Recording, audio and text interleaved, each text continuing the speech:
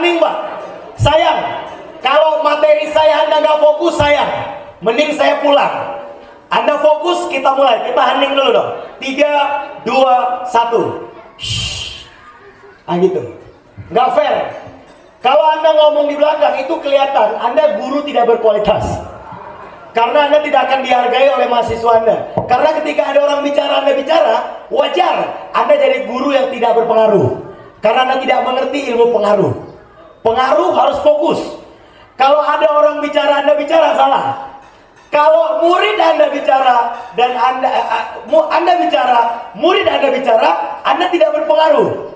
Dan itu mayoritas guru-guru kita. Dan hari ini saya akan share supaya guru di RC, dosen di RC punya level yang tinggi. Siap? Bapak Ibu siap? Oke, perhatikan baik-baik. Saya bicara kepemimpinan, lihat nih, ini penting nih. Mah, coba lihat YouTube yang ini mah. Lihat. Sekarang kita lihat bagaimana seorang guru atau dosen punya keuangan yang baik. Lihat ya, ini level kepemimpinan. Kata Maxwell ada 5 level. Ada berapa level? Saya jelaskan, nanti kita cek Anda dari mana. Kita cek pembina dari mana. Kita cek ketua dari mana level ini. Level yang paling rendah dalam kepemimpinan itu adalah position. Nih, bentar ya Bu.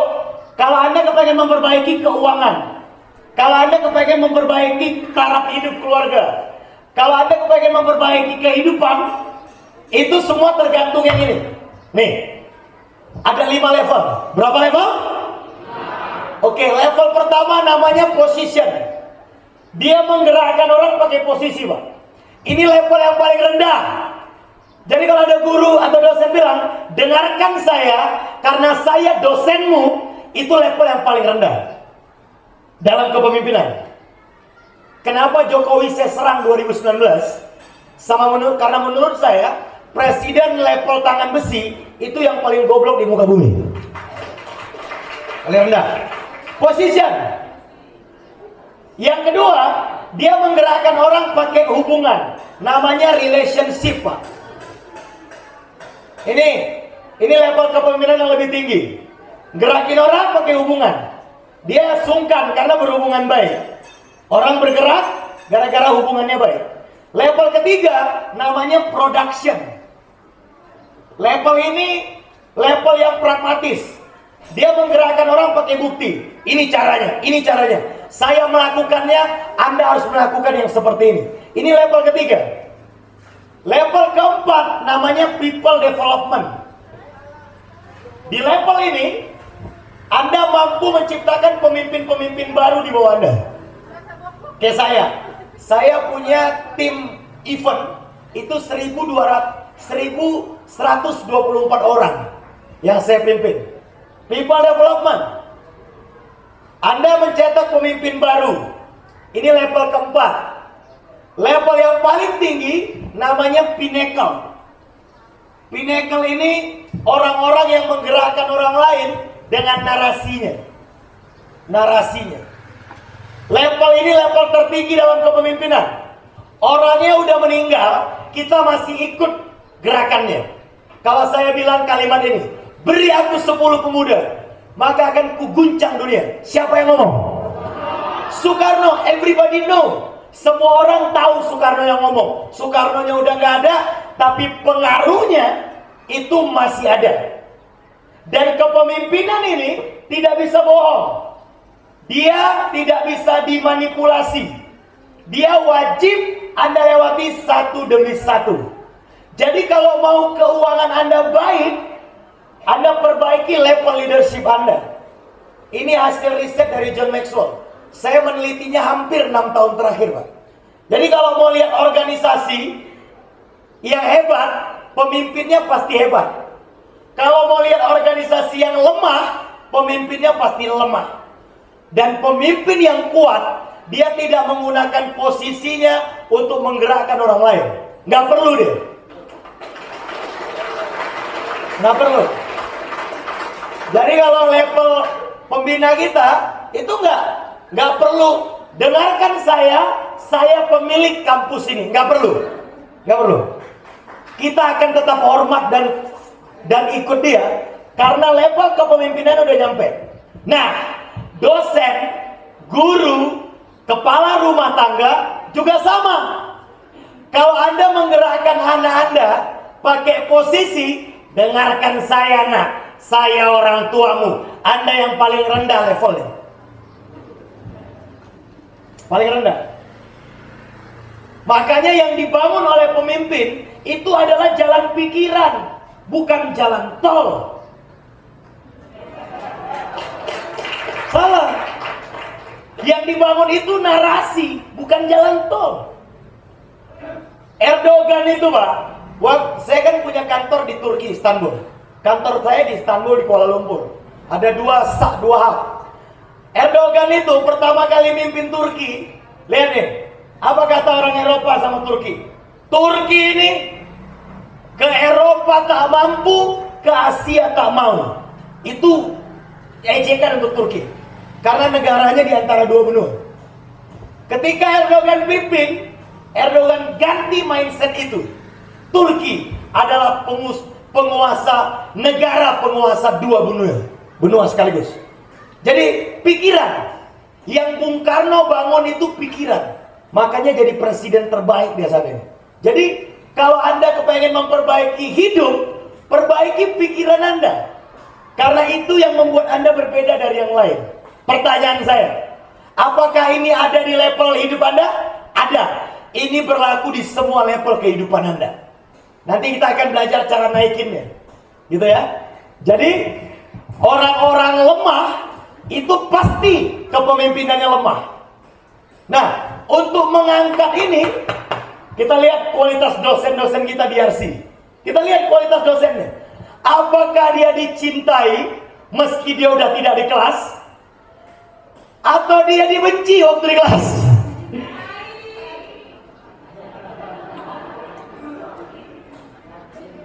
Karena menurut saya, ini hasil riset saya nih Pak, guru itu cuma ada 3 di Indonesia. Yang pertama namanya guru wajib. Guru apa? Ini guru yang dicintai. Kalau dia datang, siswanya, Bu, Pak, senang. Ketika dia pergi, Bu, Pak, kok udah? Gitu. Itu cuman 9% di Indonesia. Nggak banyak. Yang banyak nih guru sunnah. Guru apa? Dia masuk nggak ada pengaruh, dia pergi nggak ada pengaruh. Ini guru pelanga plongo. Pelanga plongo pergi. Pelanga plongo pergi. Tidak ada impact, nggak ada pengaruhnya. Ini bukan tentang materi pembelajaran Pak. Ini tentang karakter. Tentang apa? Karakter itu tidak terlihat kayak beginian. Ini tidak terlihat Bu. Kalau hidup Anda di sini, oke, maka ini tidak terlihat. Dia sama kayak mindset. Mindset nggak kelihatan, tapi tanpa mindset tidak ada perubahan. Oke. Nah, perhatikan. Yang pertama guru wajib, yang kedua guru sunnah, yang ketiga yang paling banyak nih, guru haram. Guru di level ini nggak ada orang, dia masuk siswanya ngedumel. Dia pergi siswanya ngomong aman. Ini cukup banyak di Republik Indonesia. Jadi kalau Anda kepengen berhasil lembaga pendidikannya, kita harus jadi guru wajib semua. Siap? Mau? Saya ajarkan caranya. Mau? Guru wajib itu bukan berarti tidak kejam. Kejamnya tetap harus malah. Kalau saya jadi guru sama, saya keras sekali. Tanya murid-murid saya. Saya itu kalau terlambat supir saya, pasti saya habisi dia. Kamu itu sedang membawa seorang pemimpin besar Indonesia. Tidak boleh ada nafas terlambat di hidungmu itu, saya bilang. Serius, itu berlaku di rumah tangga saya, Pak. Anak saya kemarin, anak pertama saya usianya 7 tahun. Kemudian dia les di English First. Dia bilang begini, ayah, ini PR-nya banyak sekali. Saya bilang, cari guru yang lebih gila daripada itu, nak. Ya, karena kau itu anak Syafi'i Effendi. Nama saya adalah nama imam, duta besar agama kita. Kau tidak boleh jadi anak yang lemah, kira-kira gitu. Itu karakter keluarga pemenang saya. Makanya tidak boleh lemah. Semua ini circle saya tidak boleh lemah. Termasuk Pak Ketua Yayasan. Ketika berteman dengan saya, Pak Ketua saya bilang begini, Pak, berapa jumlah siswa Anda, Pak? Mahasiswa. Bapak aja berapa? 2000 ya? Sorry. Ketua Stikas, maaf. Ketua Stikas. Saya bilang, berapa, Pak? 2000. Terlalu kecil. Harus 5000, Pak. Aduh, gimana caranya ya, Pak? Asam urat. Oke. Namanya leadership. Namanya apa? Dan leadership ini ada di hidup kita. Dan, Pak, lihat nih ya. Orang yang levelnya di bawah, itu akan senang dengan yang di bawah. Orang yang levelnya di atas, tidak akan ketemu yang di bawah. Karena elang tidak bisa berteman dengan bebek. Meskipun bebek nyamar jadi elang. Bebek akan bilang begini, hei elang, ayo kita main-main. Kata elang, saya mau mengarungi bukit itu. Kata bebek, terlalu jauh. Bisa nggak 22 meter aja? Kata elang, tidak boleh. Kamu kan sama-sama punya sayap. Iya, tapi kita beda mental. Beda apa? Sama seperti Anda. Jadi kita itu hidup 2 kali, Bu. Hidup di dalam dan hidup di luar. Dan orang-orang yang punya banyak masalah, pasti di dalam hidupnya masalahnya banyak. Gitu. Jadi kalau Anda mau lihat orang-orang hebat pasti sudah selesai dengan dirinya sendiri. Nah, sekarang kita belajar bagaimana mengeluarkan potensi kita. Mau tahu caranya? Jawab dong, mau tahu caranya? Kalau mau, angkat tangan dong. Oke, kalau saya bilang tanya mau, Anda jawab gini, yes, gitu loh. Siapa yang mau tahu caranya? Oke, good. Ini caranya, perhatikan. Nomor 1, kalau Anda kepengen jadi luar biasa, nomor 1, namanya adalah in the zone. Mana ini gua tadi? Ini, sorry. Cari ya. Ini akibat begini nih. Saya akibat ketemu orang-orang lemah kayak Anda jadi pakai ini saya. Astagfirullahaladzim. Enggak, memang begitu. Cara nge-push orang itu cuma 2. Kalau tidak dibuka mindsetnya, disakiti mentalnya. Jadi tugas saya menyakiti Anda hari ini selama 2 jam ke depan. Perhatiin ya. Anda butuh nomor 1. Anda butuh ini. Nih. Namanya in the zone, Pak. Kalau Anda mau keluar menjadi diri Anda yang baru, syarat yang pertamanya in the zone. Anda berhenti menjalani hidup dengan apa kata orang. Anda jalani hidup dengan apa kata Tuhan. Ini keyword yang pertama. Nih. Coba lihat hidup Anda. Hidup Anda, kebahagiaan Anda diatur oleh orang lain. Orang buat status, Anda tersinggung. Tetangga beli kulkas, tetangga yang lain kedinginan. Coba lihat kelakuan kita nih. Ada satu yang rajin bertanya, temannya ngomong, cari muka. Betul? Coba jawab, betul? Anda tidak akan bisa sukses kalau yang ini Anda belum take off. Saya ulangi ya. Kalau ini Anda belum clear, nggak bisa. Tugas Anda abaikan saja. Mereka mau ngomong apa, tai kucing. Anda fokus ke diri Anda. Siap? Woi, siap? Bapak Ibu, siap? Ikuti kata saya, hari ini. Semua dong, hari ini. Omongan orang nggak penting. Nah, itu karakter yang pertama. Kalau ini belum clear. Dan ingat, Anda harus punya dendam. Dendamnya tuh kayak gini nih. Simpan baik-baik wajah mereka yang menghina Anda. Karena suatu saat nanti wajah-wajah itu pula yang harus menonton keberhasilan Anda. Setuju nggak? Setuju nggak? Jadi kalau Anda dihina orang lain, bagus. Ketika saya di DO dari kampus, saya ini produk DO. Saya pernah di DO semester 6. Tugas saya adalah beli kampusnya. Gitu caranya. Jadi kalau Anda dipecat dari yayasan ini, tugas Anda adalah bikin yayasan sendiri. Dan besarkan. Oke ya. Ini syarat yang pertama nih. Syarat yang kedua, jangan hidup di masa lalu. Apapun masa lalu Anda, nggak ada urusan dengan masa depan Anda. Coba lihat hidup Anda. Sesuatu yang udah lewat Anda panggil lagi. Betul? Udah lewat, udah. Apa juga? Makanya di keluarga saya tidak ada kata seandainya. Kalau ada yang ngomong seandainya ya, nggak ada. Udah lewat. Itu cara saya ngomongnya. Kata istri saya, ayah, seandainya nggak ada, udah lewat.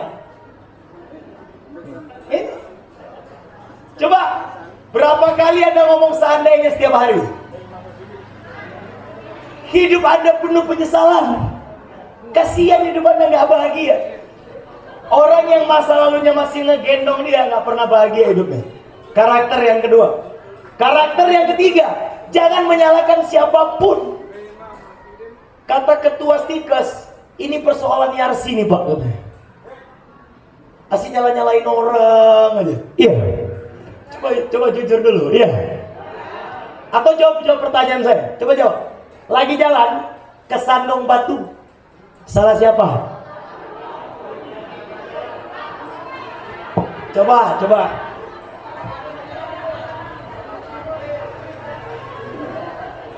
Coba ulangi ya. Ulangi ya. Lagi. Coba ibu-ibu jawab yang serentak. Jawabnya nggak usah so bijak. Yang Anda suka aja. Oke. Lagi jalan ke Sandong Batu. Salah siapa? Itu. Lihat Pak. Perempuan itu tidak bisa disalahkan.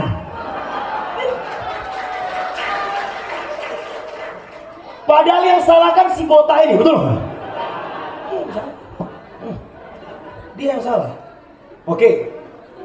Yang keempat, kalau Anda kepengen memperbaiki karakter Anda, fokus perbaiki input Anda. Stop yang namanya film dan sinetron. Jangan Anda tonton lagi.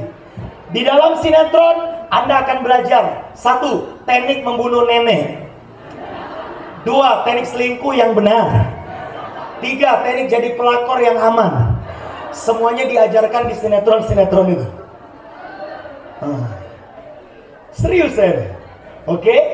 Yang berikutnya sosmed. Coba lihat sosmed Anda yang gambar-gambar kucing itu.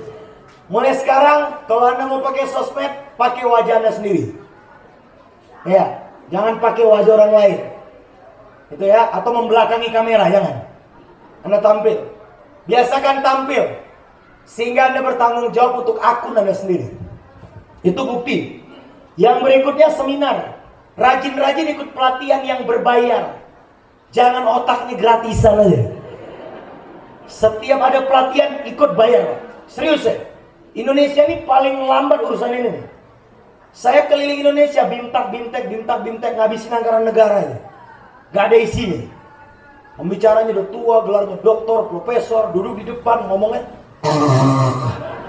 tidak ada pengaruhnya sama sekali. Ini nih, seminar. Ya serius ini Pak.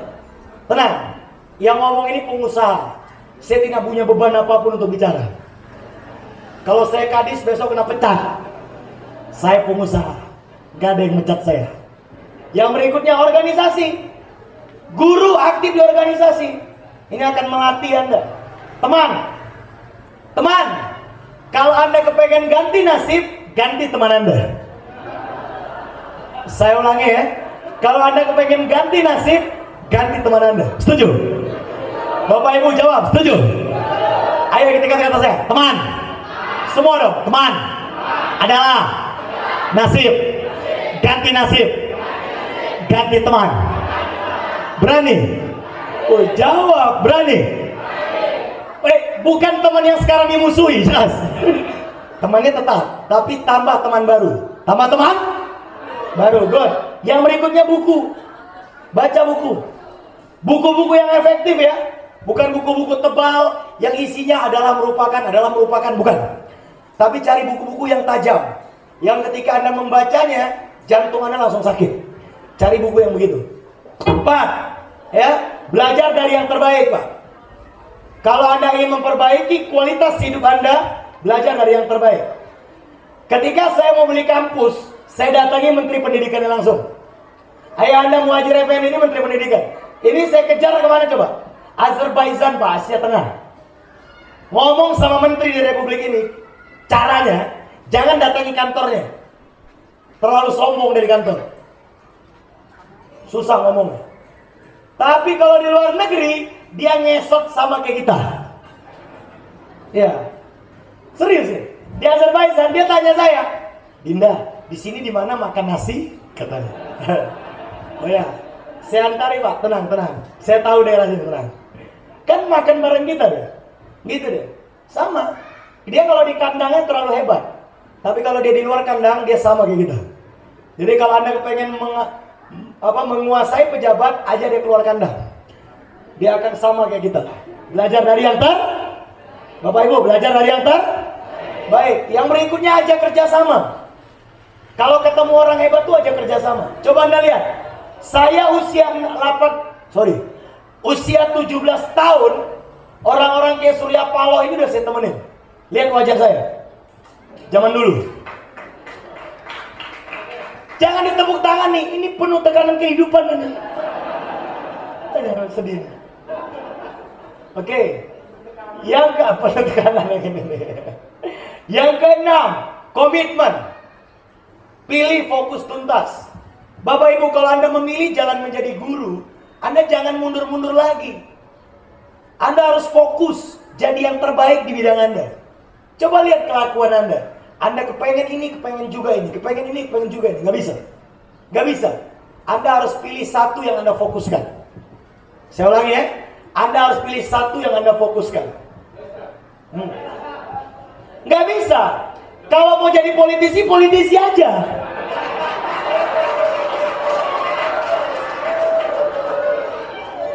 Kalau mau jadi guru aja. Tapi gini. Boleh nggak guru berpikiran politik? Boleh. Tapi gini deh, lihat. Ini. Bantuin mama. Lihat. Perhatiin Pak. Siapa di sini yang kepengen memperbaiki keuangannya? Oke, kalau saya tanya, yes. Siapa yang memperbaiki keuangannya? Yes. Jangan semua. Saya gitu loh. Anda ini kebiasaan tidak bertanggung jawab soalnya. Silakan jadi pimpinan, dia saja, gitu loh. Saya, gitu loh. Kalau ada tawaran peluang, saya, gitu loh. Ini Bapak jadi ketua prodi ya? Hah? Ini. Coba lagi dari kenyataan. Ya. Oke, coba. Siapa yang pengen memperbaiki keuangannya? Say yes. Oke, lihat ya. Syaratnya, wakafkan diri Anda kepada apa yang Anda perjuangkan. Contoh, kalau saya bilang mie instan, Anda ingat apa? Indomie. Meskipun ada Sarimi dan mie yang lain. Betul. Kalau saya bilang air mineral, Anda ingat apa? Aqua. Meskipun di tangan Anda itu Narmada. Narmada atau ya tuh Narmada. Jadi tidak ada orang sukses yang banyak hal. Kalau Anda cari di Google Syafi'i Effendi, yang keluar cuma satu kata, motivator. Padahal saya juga seorang pengusaha, presiden Oki, pemilik kampus, dan lain-lain. Tapi satu yang saya kunci, motivator. Ya, nih, sisanya di samping. Jadi Pak Guru mau dikenal sebagai guru atau politisi yang clear. Sehingga ketika menyebut nama Anda, langsung ada brand di kepala orang. Guru, ya udah guru aja. Jadi kalaupun Anda nyalek, Anda ngomong guru jadi anggota legislatif, gitu loh. Ada orang. Enggak, karakter Anda loh. Kita itu suka nggak pede dengan karakter kita. Indonesia itu juga sama. Kita tuh Indonesia, ya karakternya Indonesia udah. Coba lihat anak-anak muda kita. Datang Korea kepengen jadi Korea. Datang Jepang kepengen jadi Jepang. Dulu zaman India Bollywood pengen jadi pemain India. Semuanya terpengaruh. Kita tidak pernah bangga menjadi Indonesia. Hari ini kita harus bangga. Saya ngomong di luar negeri, saya bangga dengan negara saya. Negara Anda kecil. Negara kami itu 17.000 pulau ya. Anda berenang tangan Anda patah di negara saya. Saya kalau konferensi Oki itu kayak gitu. Anda nggak akan sanggup. What? 17 island? Yes, 17 island in my country. Ya, itu belum termasuk pulau-pulau yang lain ya. Itu ya. Oke, nih motivator. Jadi pertanyaan saya sebagai seorang dosen, Anda mau mengikatkan nama Anda dengan apa? Ketika dibilang nama Anda, ingatnya apa? Gitu. Coba saya sebut, saya berdirikan satu orang. Anda ingat apa di dia? Pak Kepsek, izin Pak. Berdiri balik kanan. Sebut satu kata dengan Bapak ini. Hah? SDIT. Udah cukup. Jangan ngurusin SMP, kuliah, semua. Satu.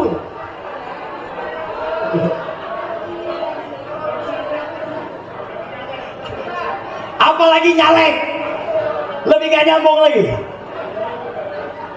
Satu. Jangan dua kaki. Satu. Oke, Ibu, saya izin. Ibu pakai baju hitam, coba berdiri, Bu. Ya. Ibu balik kanan. Yes. Kalau saya bilang Ibu ini, Anda ingat apa? Ya? Ibu yayasan. Hah? Sekretaris. Oke, duduk. Udah, konsentrasi sebagai sekretaris yang terbaik. Jangan ngurusin sana sini nggak bisa. Satu. Fokus, satu, hebat. Ikuti saya. Fokus. Semua dong, fokus. Satu. Hebat. Kata Aristoteles, kalau Anda ingin mengejar dua hal, Anda tidak akan dapat dua-duanya. Saya ulangi ya. Kalau Anda ingin mengejar dua hal, Anda tidak akan dapat dua-duanya. Ini dia.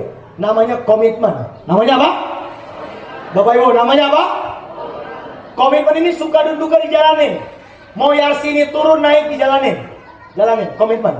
Kita lihat video yang ini. No. Kita lihat ya video yang ini mana? Yang tim. Ini ya? Ini. Oke, bentar. Saya mau putar ini nih. Ini di semua perusahaan BUMN saya selalu putar. Kita cek Anda ada di mana dalam tim Yarsin. Kita lihat. Nah, ini pekerja Pak, efektif. Ya. Lihat. Di organisasi Anda ada yang paling bagus.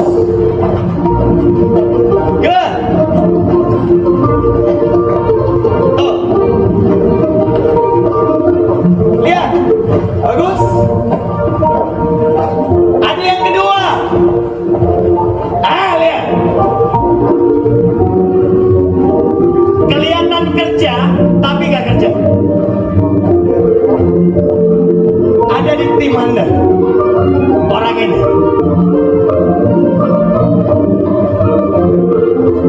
Sampai menghayal lagi deh. Ini masalah nih.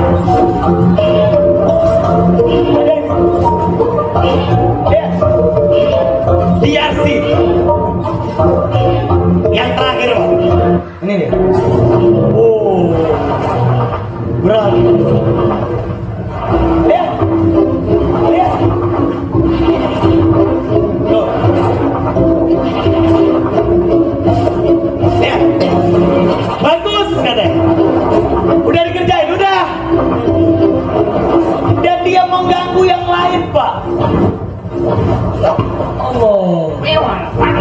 Ribut. Tuh. Organisasi lain udah lari bos. Anda ketinggalan.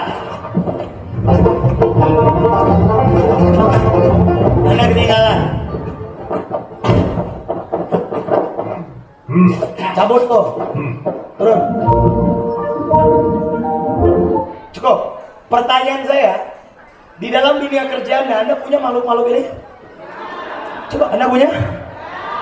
Kira-kira kita apain deh? Coba jawab, kita apain deh? Cuman ada dua cara.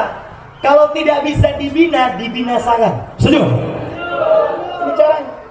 Oke, sekarang kita masuk ke materi penting. Pak, bagaimana cara Yarsi menjadi organisasi terbaik di dunia? Siapa yang mau tahu caranya? Siapa mau tahu caranya? Say yes! Oke, perhatikan. Yang pertama,